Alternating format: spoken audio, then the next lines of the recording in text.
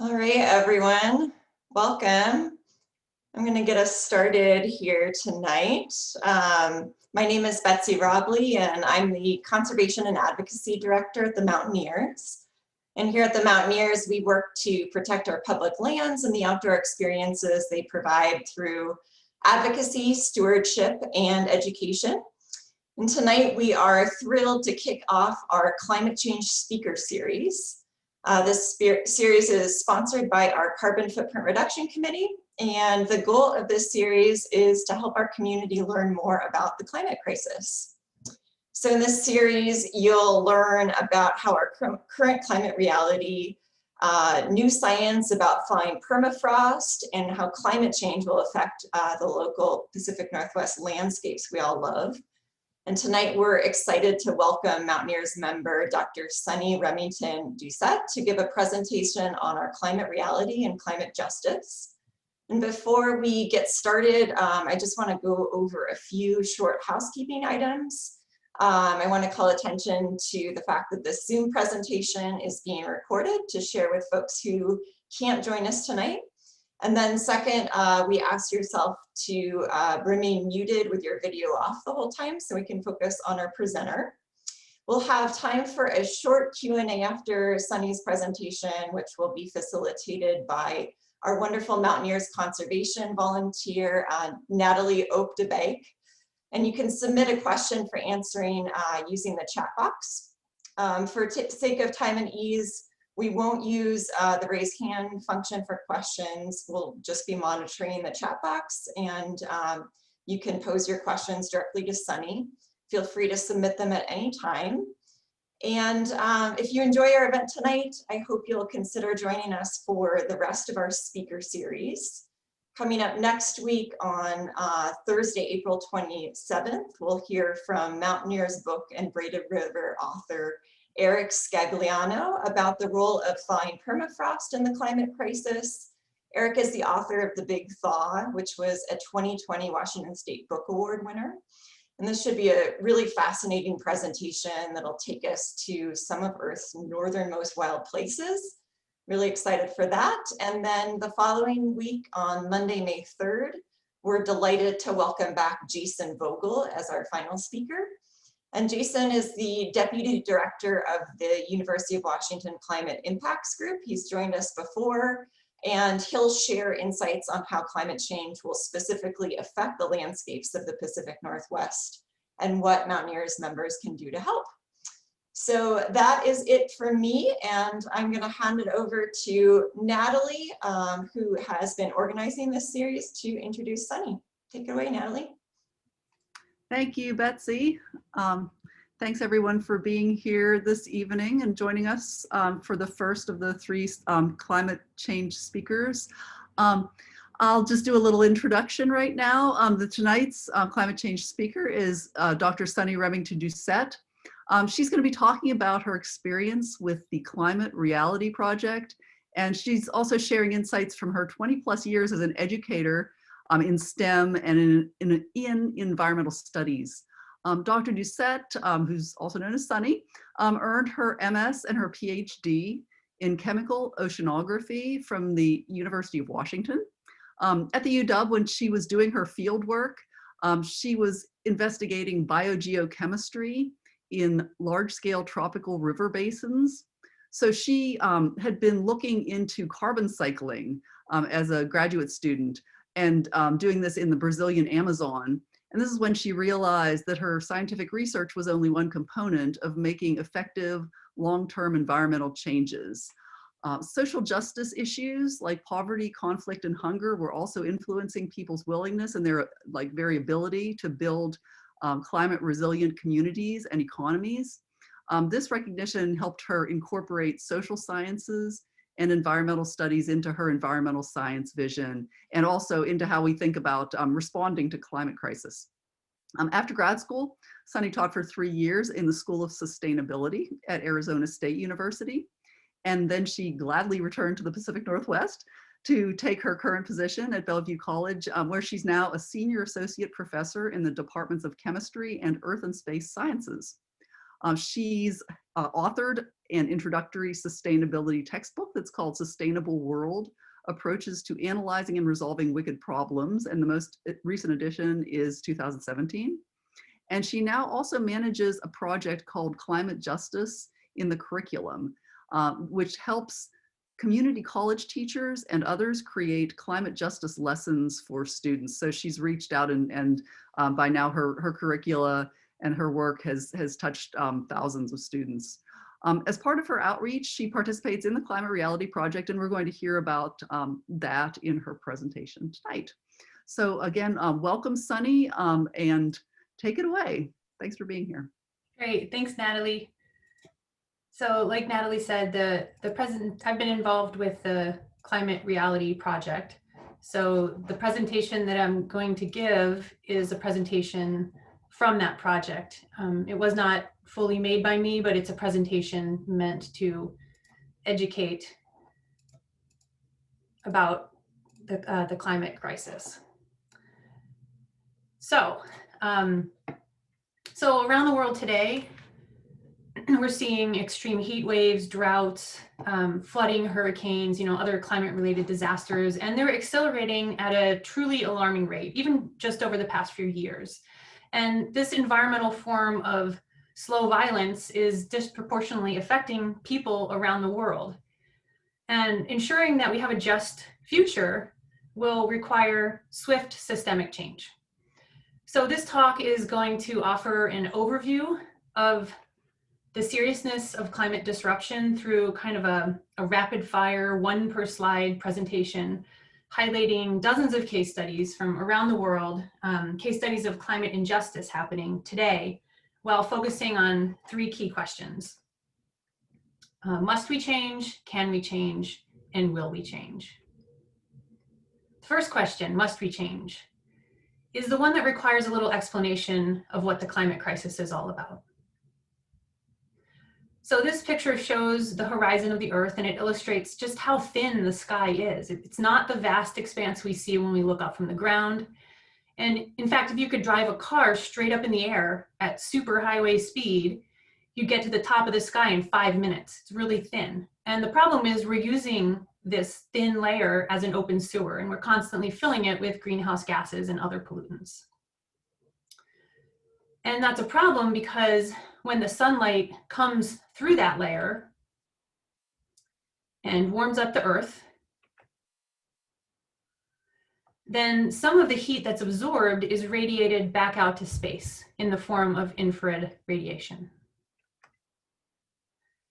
And some of it's trapped by the natural greenhouse layer, which is a good thing. It keeps the Earth within a healthy boundary with livable temperatures for us. But the problem is we're thickening that greenhouse gas layer. And we're doing this by spewing 152 million tons of man-made heat-trapping gas into it every single day. And when the greenhouse layer thickens, it traps more of the outgoing infrared radiation. To make this more tangible, here's another way to think about it. We're emitting 10 Mount St. Helens eruptions worth of CO2 in the atmosphere each day. So what is the source? Where does greenhouse gas pollution come from? Well, it comes from a lot of sources, and I'll talk about the main one in just a minute. Transportation is a big problem. The thawing of the permafrost is now a source, burning of forests, mining methane from landfills, and agricultural and many other sources. So this diagram shows all of the different places that carbon can exist on Earth. In living things, the atmosphere, the oceans, rocks. And the problem is we're moving the carbon that's been stored for a very, very long time in coal, oil, and gas deposits at the bottom of the slide there, which took millions of years to form deep in the Earth. And we're taking this and putting it into the atmosphere very quickly, on the order of hours to months. It's too fast. Because once it's in the atmosphere as CO2 or methane, it takes millions of years to get that carbon out of the atmosphere and back into the ground. So carbon's added to the atmosphere faster than it's removed. That's the heart of the problem. And as a result, it accumulates. And it's that accumulated carbon that's holding more heat in the Earth's atmosphere. So the biggest source by far is our dependence on fossil fuels, which results in all of this CO2 being released into the sky. And you can see that after World War II, it really started shooting up, and emissions are still rapidly accelerating. In fact, we've burned most fossil fuels very recently. It took from 1760 up to about 1990 to emit half of all fossil fuels ever burned, 230 years. From 1990 until today, in less than 30 years, we've emitted the other half. And this is why climate-related disasters are accelerating so quickly. And in addition to rapidly accelerating, climate disruption is occurring much faster than predicted by scientists. So here's just one example. About a year ago, there was a study that was highlighted in the New York Times, and it was revising the projections for sea level rise by the year 2050. You can see previous projections on the left, current new projections on the right. And this image shows southern Vietnam underwater at high tide in 30 years' time, taking the homes of 20 million people and much of Ho Chi Minh City with it. And this analysis included other cities that'll be in similar situations like Bangkok, Shanghai, Mumbai, Alexandria, Basra, many others. So one major point to make here is we have to actively fight against the burning of additional fossil fuels, because there are many reserves already developed, but not yet burned. If they're not burned, they're going to become stranded assets for fossil fuel companies. So that's an issue. And you can see on the left hand of this slide, these developed fossil fuel reserves. This is how much carbon we currently have at our fingertips to burn.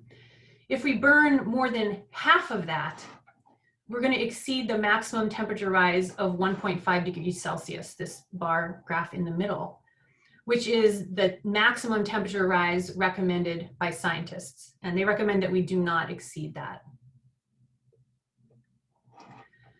So what if we don't stop burning fossil fuels? The short answer is that these climate-related events and humanitarian disasters that we're seeing around the world today are going to continue unabated, and they're going to get much, much worse. 19 of the 20 hottest years have been since 2001, and the 5 hottest have all been the last 5 years. 2020 is not included in this slide yet because, again, these slides are from the Climate Reality Project, and they haven't updated their slides yet this year. But 2020 is the hottest year on record. It should be here in this group. And you can see just by this, climate records are being set faster than this project can keep up with updating the slides. Last summer in July, Phoenix and Miami had their hottest months ever. In fact, temperature records have been broken all over the world, including Australia.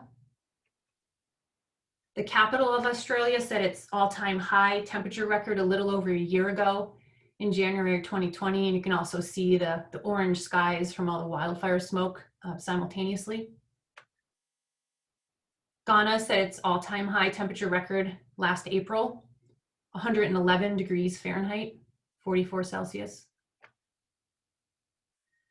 In summer 2019, Europe had the hottest year on record, and all these countries listed set their individual hottest year records that year. I was in Italy that year, and it was really hot in June.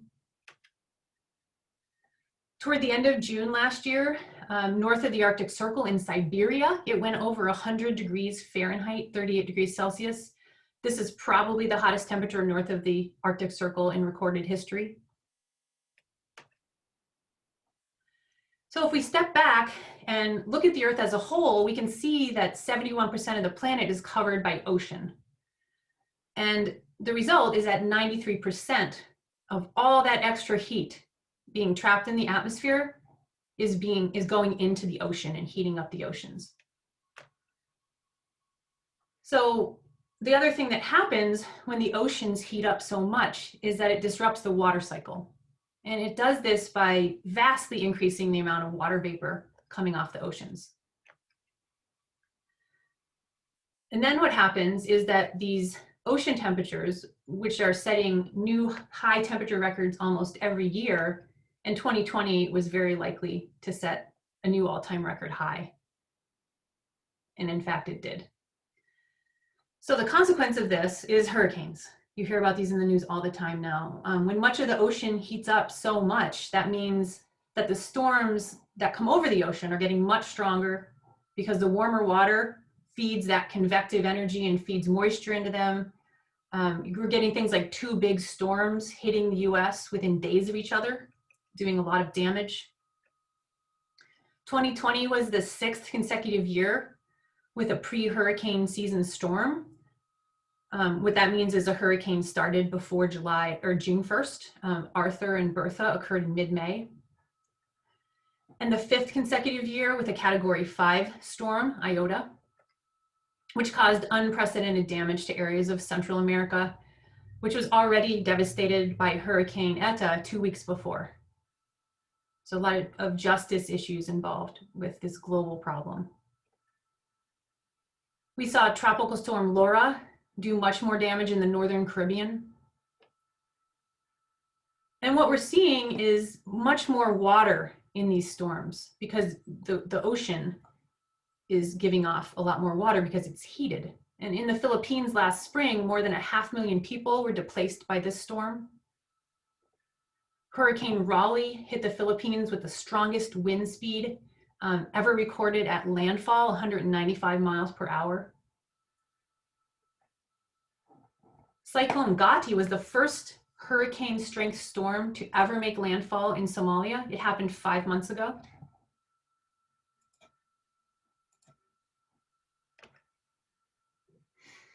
And then toward the end of May of last year, super cyclone Amphan hit Bangladesh and India in this region of the Delta called the Sundarbans, which was really devastated.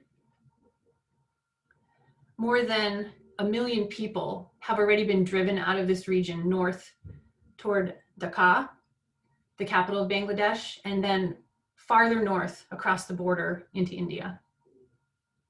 Their land is now unlivable.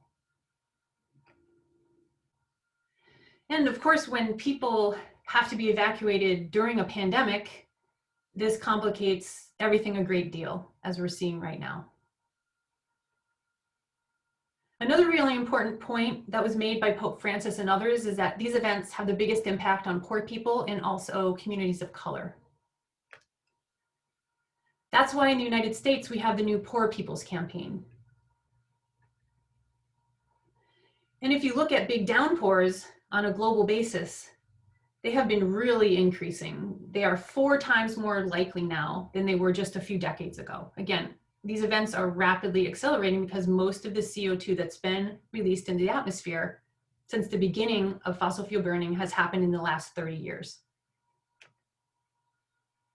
We get what the scientists are now calling rain bombs, and here's a picture of one. This is new weather terminology. This is not something that used to happen as often. These just enormous downpours, big dumps of rain. There was one in Tennessee about a year ago, a little over a year ago. They're very common all around the country, New Jersey. And communities of color, minority communities, and poor people are hit the hardest here in the United States as well. In fact, if you look at the 10 counties most vulnerable to flooding and other disasters, they're 81% minority in population. Now, farmers are being hit also. Last summer, we saw 20 million acres that could not be planted, 2 summers ago. 20 million acres that couldn't be planted in the Midwest because of the downpours and the rain bombs and the flooding they were getting. And also that same summer, there was that hurricane force straight line wind that destroyed 30% of the corn crop in Iowa. That was last summer, 2020. And these farmers have been going through a number of years like this, and it's having a big impact on food production. And it's happening to farmers in other regions and people all over the world.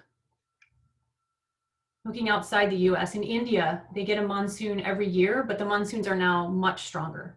This year was 50% stronger than normal, the last monsoon season, and a lot of people are being impacted.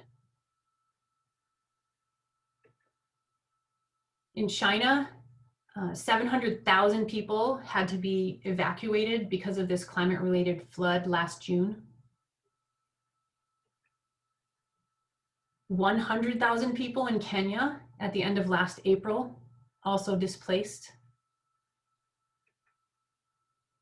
And the same extra heat that's disrupting the water cycle by putting that moisture into the air and causing the downpours is also pulling the moisture out of the soil and making the droughts deeper and longer.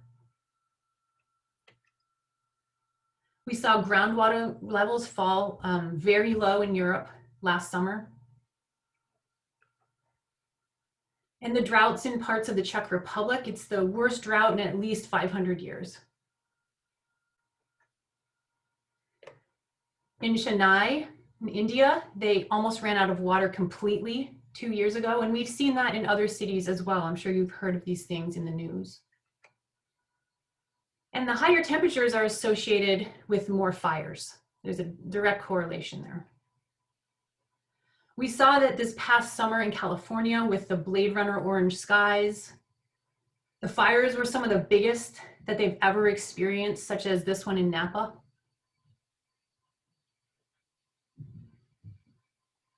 And the horrific fires in Australia at the turn of 2019-2020, during their summertime, wildlife was immensely hurt by that.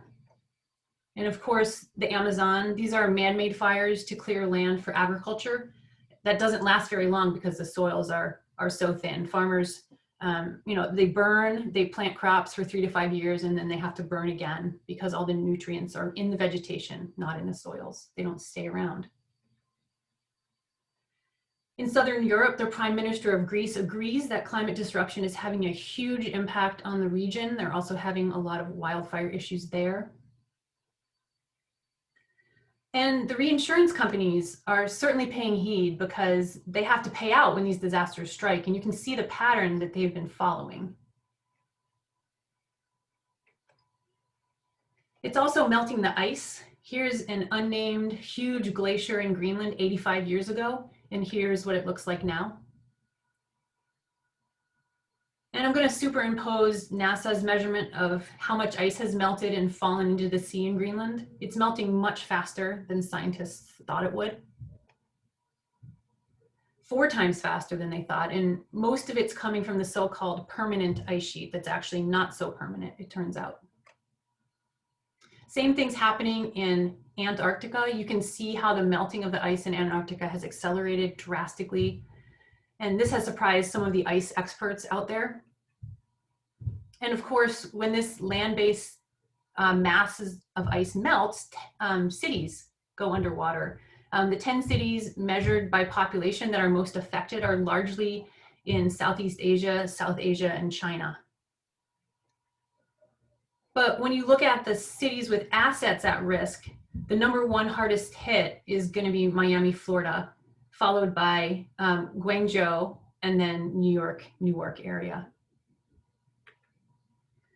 Here's a picture of an octopus in a parking garage in Miami because of the sea level rise and what they now call sunny day flooding.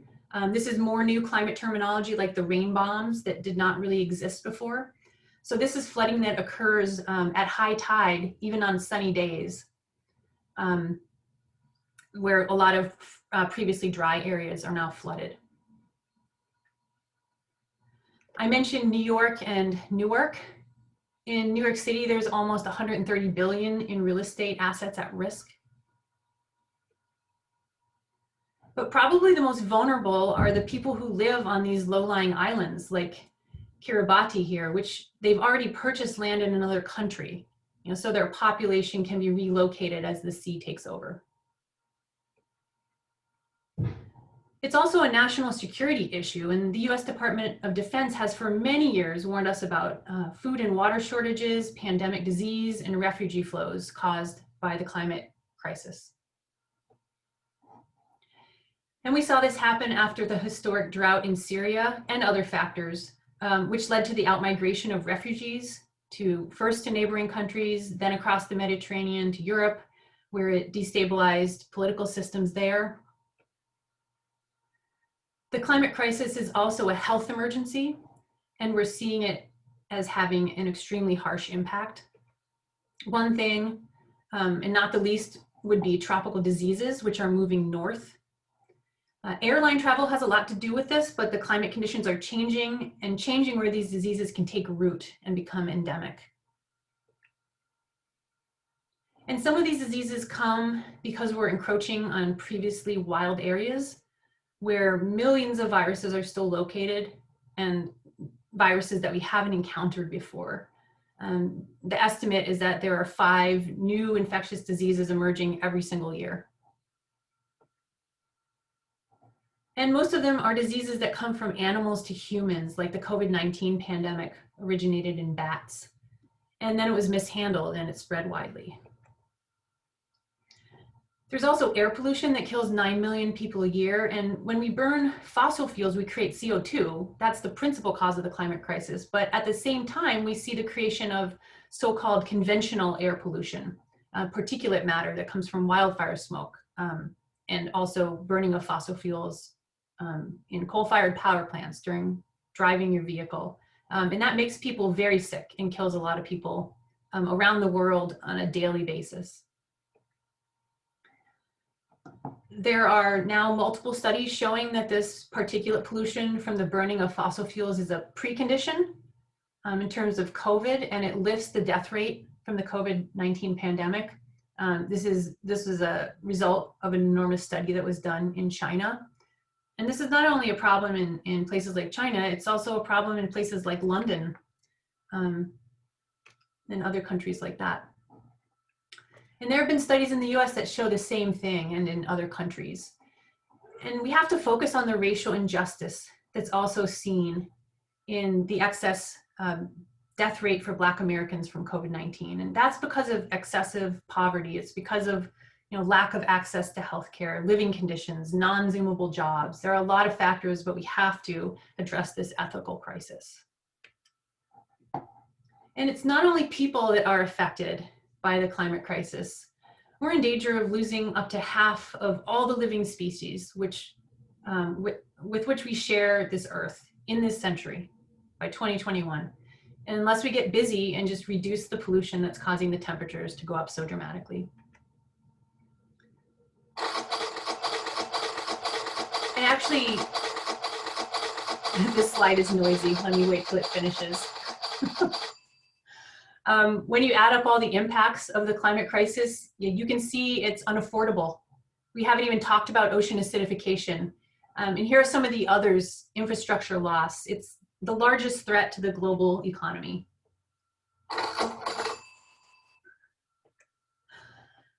So all of this is happening right now, but what are the future projections? So the average global temperature on Earth has increased by a little more than 1 degree Celsius or 2 degrees Fahrenheit since the year 1880. 2/3 of the warming has occurred since 1975. That's a big chunk. At a rate of about 0.15 to 0.20 degrees Celsius per decade. The IPCC, which in a 2018 special report said it had high confidence that we'll reach 1.5 degrees Celsius warming sometime between 2030, so in 9 years, and 2052 at current emission rates. But the probability that we stay below 1.5 degrees is low unless the world takes drastic action right now. The most recent IPCC report, and IPCC, by the way, stands for Intergovernmental Panel on Climate Change. So the recent report thinks we're likely to get 3.2 degrees warming if we immediately institute all of the commitments of the Paris Accord, 3.2 degrees. The United Nations has a different estimate. They think we're going to reach 4.5 degrees of warming by 2100 at current emission rates. So what does the world look like in a more tangible way beyond the 1.5 degrees Celsius warming? So at 2 degrees Celsius, ice sheets will begin their collapse. 400 million more people worldwide will suffer from water scarcity. Major cities in the equatorial band of the planet will become unlivable. And even in northern latitudes, heat waves will kill thousands each summer.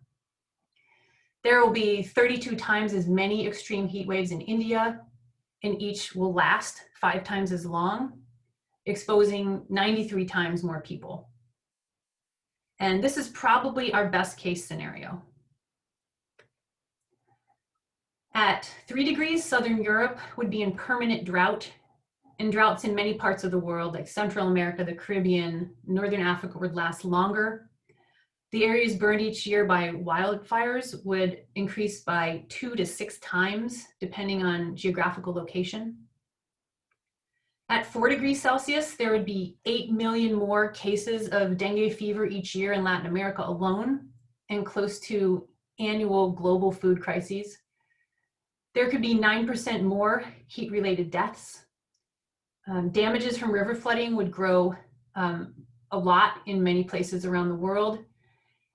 6 climate-driven natural disasters could strike simultaneously, inciting conflict and warfare, which is estimated to be doubling under these conditions.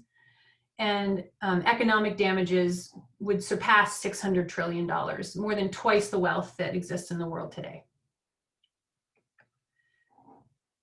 So 8 degrees Celsius. So this is at the upper limit of the UN estimates, the United Nations estimates of warming that could happen by 2100, but it's not outside the realm of possibility. So at these temperatures, direct heat effects would be the least of it. The oceans would eventually swell 200 feet higher, flooding 2/3 of the world's major cities. Hardly any land on the planet would be left that's capable of efficiently producing any of the food we now eat.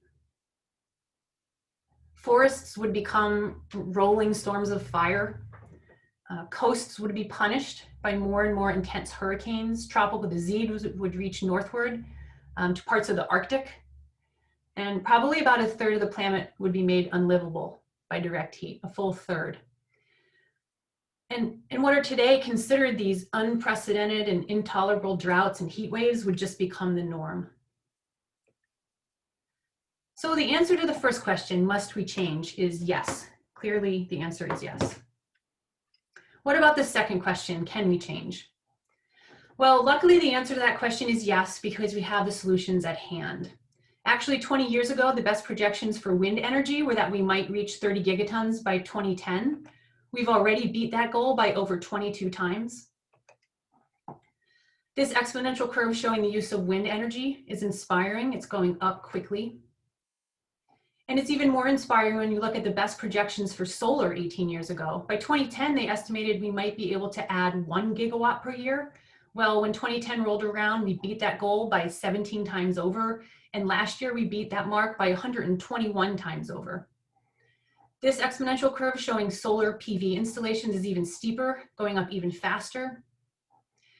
And it's because the cost of these technologies is coming down so quickly, sort of like computer chips. Here's an example of the effect it's having in Chile. These are all the solar panels that they have under construction right now or are approved for construction to begin.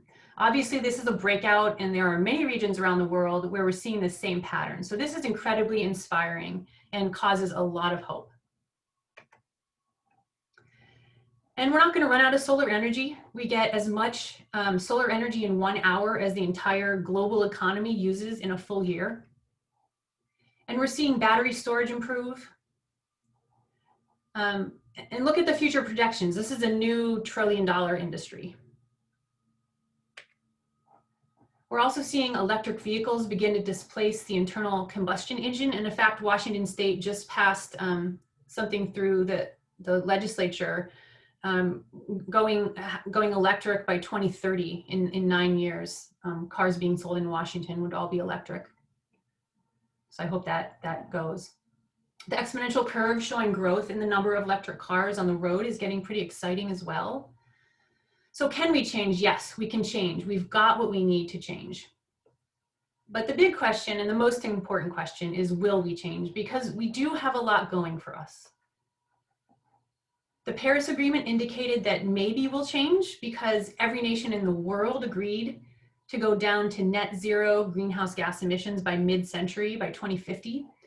Trump withdrew us from the agreement, but Biden signed us right back in almost the minute he took office. So more needs to happen, because on the 5th anniversary of the Paris Agreement last year, every nation was called upon to increase their ambition and chart a course toward even steeper emission reductions. Well, the pandemic delayed that by 1 year. So that meeting will be in Glasgow, Scotland, a year from this past October. So this coming October. And that's when we're going to see the so-called review and the ratcheting up of things, where every country is called upon to do more. Meanwhile, the business and investment communities are taking a look at the fact that fossil fuels are not a very good investment anymore. Lots of them are divesting in order to stop losing money on fossil fuels.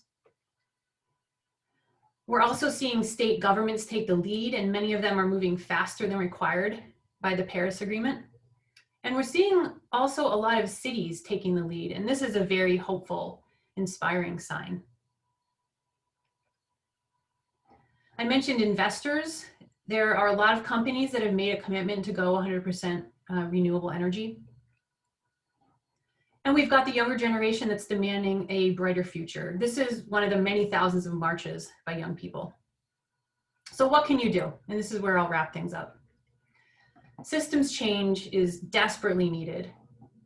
So how can you help affect this change? So I just read this great essay in a book called All We Can Save, which is an inspiring book about solutions to the climate crisis published this year. And the essay was by Lee Stokes. And it was about widening your circle, which comes from this quote: "I live my life in widening circles that reach out across the world."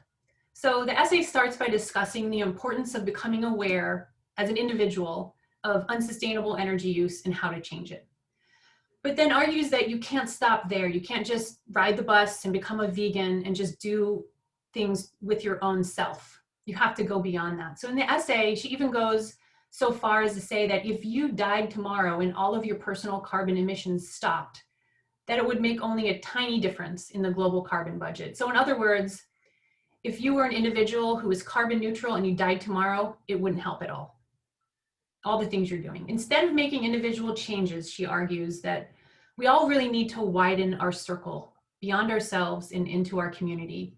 And this is why I'm here on Zoom with you tonight, by gradually expanding outward.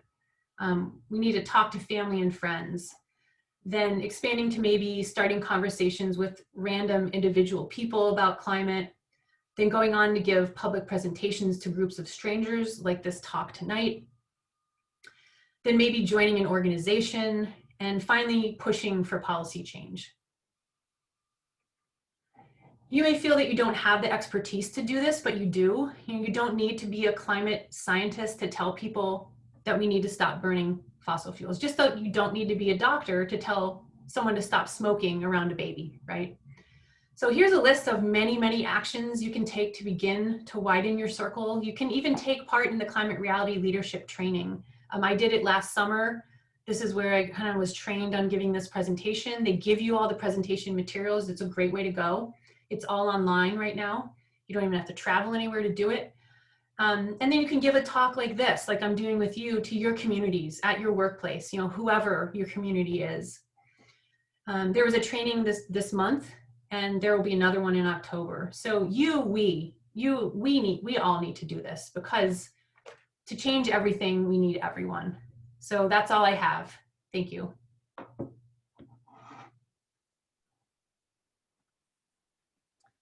So if you have any questions, I see some things in the chat. Thank you, Sunny. It's Natalie back in, if you can hear me. Yes, I just put up the climaterealityproject.org in the chat in case people want to check in on that. But yes, I'm going to invite, just as you already did, Sunny, people put your questions in the chat box, and we will We'll see if we can field those. Can I start out? I just wanted to quickly ask a question about the Climate Reality Project. So you said you sought that out last summer, and you did the training. I wondered, since you've been a longtime educator, and you're obviously you're giving these presentations, or you're presenting your own research and learning to students at Bellevue College and elsewhere. What made you join into the Climate Reality Project, and how does that align with the teaching work that you were already doing? Yeah, so I feel like, we're educating our students about it on our campus. We're trying to get this as widespread as we can across the curriculum, but I feel that there really needs to be more public education, because most people, I think, in my experience, are on board. They believe in climate change, if you will. It sounds funny to me to say that, because it's kind of like saying owls have wings, there is climate change. It's a fact. But I think even if people believe there is climate change happening, they don't realize how serious it is, very serious it is, and how quickly we need to act. In my background as a research scientist, before I started teaching at a community college, studying carbon cycling, I can see this so clearly. So I think there needs to be more public education around that, to just incite people to action, because it's very serious. Yeah, thanks. Can I stop your screen share for a second? Is that okay? Yeah, please do. Go ahead. Yeah. Yeah, that way, if anybody is also wanting to see. Let's see, I see a question. I did a minute ago. James Burke asked, how much does agriculture contribute to greenhouse gases? Yeah, I know the number in the United States, it's about 10%. It's significant, but the big sources in the United States the biggest is transportation, the biggest source. And then following closely behind that are electricity, such as home heating systems, in industry. So they're really baked into our infrastructure. So it's hard to make those changes, and they need to happen very quickly. Yeah. Other questions? Anybody else? I'm kind of monitoring the chat to see what sorts of things people would like to ask.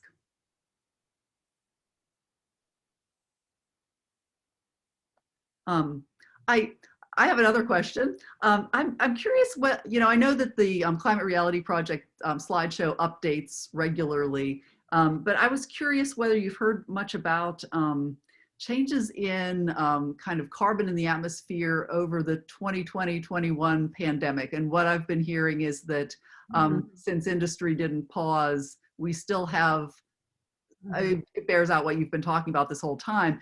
But I'm curious what sort of reflections you have on that.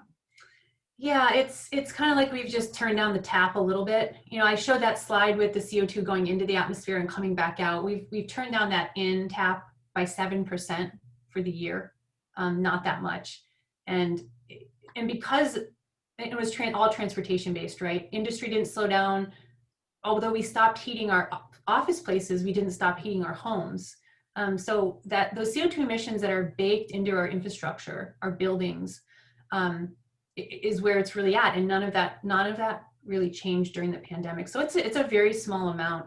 Air pollution, conventional air pollution, like the particulate matter pollution that I talked about, that did drop drastically. And you probably noticed the sky was clearer about this time last year. It was very crystal clear. That's because the particulate matter from burning fossil fuels in vehicles went way down, but emissions, it was just a drop in the bucket. Yeah, unfortunately. Yeah, but that's, I think the clarity of the skies, especially in places where, that have a lot of smog, we might definitely notice that haze on the horizon is a little less this year, which gives us something to shoot for, I guess. Another question, what are your thoughts about carbon offsets? Yeah, okay, so I'm not an expert in this area, but I do a lot of reading. So my understanding is that they're needed. So part of offsets is making sure the carbon either stays out of the atmosphere or it's brought back into the ground somewhere from the atmosphere by carbon capture and sequestration and all these technologies. It's needed. We need to be pulling carbon out of the atmosphere as well as stopping emissions simultaneously. But some carbon offset programs are not done very well. So the classic example of that is REDD, R-E-D-D. It was a program where companies could buy offsets in areas in tropical regions mostly, but those regions ended up burning anyway, or it wasn't very well managed and there wasn't a lot of accountability. So it's kind of it's needed, but it has to be done well. And at the same time, we need to overall reduce emissions. You can't offset everything. You also need to cut back. So those are my thoughts on that. I will say really quickly, when we hear from Jason Vogel on May 3rd in our climate change speaker series, I think that's one of the things he's going to be talking about. So those of you who are interested in hearing more about carbon offsets might tune in for his piece. Dick Crabb asks, aren't there some scientists who acknowledge climate change but don't attribute it to human causes? Mm-hmm. To what do they attribute the change, and is there any evidence to support their claims? Yeah, so I bet the speaker who's coming 2 talks from now can say a lot more detail about this, but my understanding about this is, yes, there are very few. 99% of scientists attribute climate change to human causes. Some scientists that don't are funded by industry. There's a book called Merchants of Doubt. It's about a decade old by now, but it really explains how the fossil fuel industry has worked with scientists. Frederick Seitz is one of them, and they were paid to create false research and to create confusion in the public's mind about the certainty of climate science. And then there's also the aspect of, climate science is uncertain. There are these projections. Are we going to warm 2 degrees Celsius or 8 degrees Celsius? There's this band of uncertainty just inherently because we don't understand everything about the physical climate system. We don't know what humans are going to do, what their behavior is going to be. So there's this inherent uncertainty in climate models that also, the fossil fuel industry loves to play that up, because their thinking is that, well, if we can convince the public that the scientists don't 100% understand what's going to happen, then we shouldn't do anything about it because we don't really understand it. So that's what I can contribute to that. Yeah, thank you. A couple more here. Daphne is asking 2 questions. Actually, can you tell us a bit more about the predictions for climate change in different regions of the US? Will some areas actually get wetter rather than drier? Yeah, I'm a little rusty on this because I've been at Bellevue College with primarily a teaching focus for 8 years now. But from what I remember, and the other speakers that are coming up would be way better to ask about this, who are active climate researchers. But from what I remember, the Pacific Northwest, I think, is supposed to get a little wetter on average. I mean, there'll be more extremes, big storms and then periods of dry. But I mean, this is one reason I wanted to leave Arizona, because the projections for Phoenix when I was at Arizona State in the School of Sustainability are just abysmal, and it's getting so hot and so dry. So we're in kind of a bit of a ecotopia up here in the Northwest. We're going to be hit in various ways: wildfire, smoke, extreme weather, but not as badly as other parts of the country. At least that's my understanding of the predictions. Another question also from Daphne, can you comment on carbon capture as a biologist? Yeah, again, I'm not an engineer. This is not my area at all, but I do a lot of reading, and there's skepticism around it, but at the same time, my understanding that it's really something that's needed simultaneously with reducing emissions and then capturing what's already there. And there are breakthroughs happening all of the time. I don't know if they're happening as quickly as the technological breakthroughs, with wind energy and solar energy, battery storage. The price of the materials is going down in that area. But I imagine similar things are happening with carbon capture, but I think it's needed. And Can I ask, since you worked in the School of Oceanography as a graduate student, and you studied forgive me if I get this wrong, but the large scale river basins? Yeah. How does the presentation that you give for the Climate Reality Project have you thinking about what's going on with rivers, river basins, and that kind of I don't know, just the ways that environmental science and environmental studies are coinciding and kind of changing the outlook for rivers and for water systems. I don't know if that is that a question. I'm just curious how you're linking the climate reality work to the research that you've done on oceanography, rivers, and on sustainability. Well, that's a big question. I'm sorry. Yeah, this is kind of a hard one. I mean, when I was in Brazil, I can share a little bit about the research that I did there. And that slide I showed of the carbon cycle, I mean, that was where it was at for me with the research I was doing when I was doing it. And I was focused on carbon storage. So there's a certain amount of carbon in the atmosphere.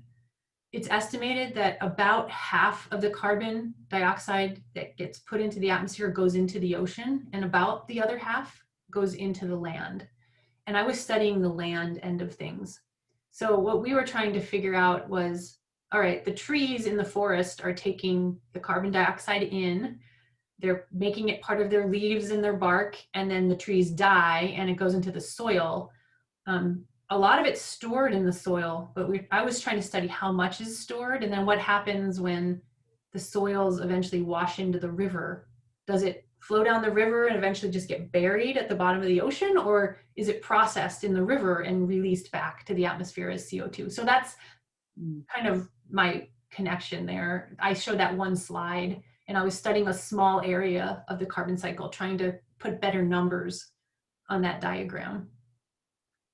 But you're suggesting, yeah, the ways that we might see a statistic, but really there's this whole like intricate network that I think the average person on the street doesn't articulate or think about the way that you just expressed. And it's just, there's so much we don't know. And then we just think, wow, that's, we're making such a profound change to our atmosphere, to our water, to our soil, everything. Absolutely. Any other questions? I see some people threw some links up in the chat, but not so much questions, but just kind of connections. I think that I might say that we are about at a close. If I'm giving people a couple more moments to type in and ask something. Yeah, and I'll just, I appreciate the resources, whoever posted the Climate Impacts Group, CIG, at UW is awesome. They're your go-to source for up-to-date information and all things local, and they just are really great. I remember taking some classes with them when I was a graduate student over there. So I recommend those links, whoever posted those. Yeah, and I think, and we should also think about, I'm sure that we could go to your climate curriculum initiative as well, and think about like how community colleges and other universities locally, regionally, high schools too, are addressing some of these questions. Oh, one last thing, and maybe this will be the last question. Any thoughts on talking to your kids, balancing hope and truth? Oh yeah, I mean, my son's 5, so he's pretty little still. But I mean, there's a group in Seattle called Climate Action Families that you can get involved with, especially for older kids. And they give each other presentations. During the pandemic, even they've been meeting on Zoom. There are all sorts of events. So that's a great resource, just to have a community of others. Another thing you can do, taking action can help with, this anxiety and grief and hopelessness that comes with this, and children thinking about their futures. So Fridays for Future, there's a group that does this. One of my colleagues at North Seattle does this with her 10-year-old son or 11-year-old son. Every Friday, he gets out of school early, even before the pandemic, and they go and stand down in downtown Seattle in kind of in protest, kind of like Greta Thunberg did. She started the whole thing. So taking action like that, just civic engagement. Some of the things I showed on one of those last slides, just engaging taking action outside of, widening your circle can be really helpful. It is for me as well, anybody, it can help with these feelings of hopelessness, doing something.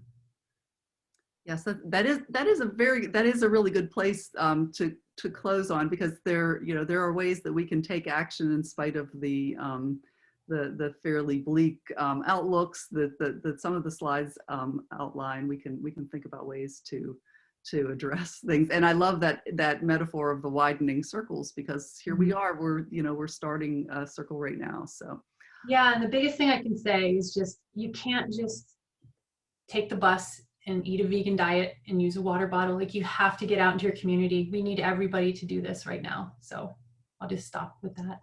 Yeah.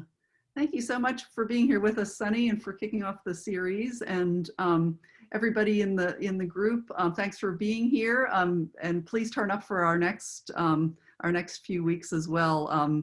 Tuesday, April 27th, and Monday, May 3rd. We'll have a couple more speakers for the Mountaineers. All right. Well, thanks, everybody. Have a good evening. Thanks. Thank you.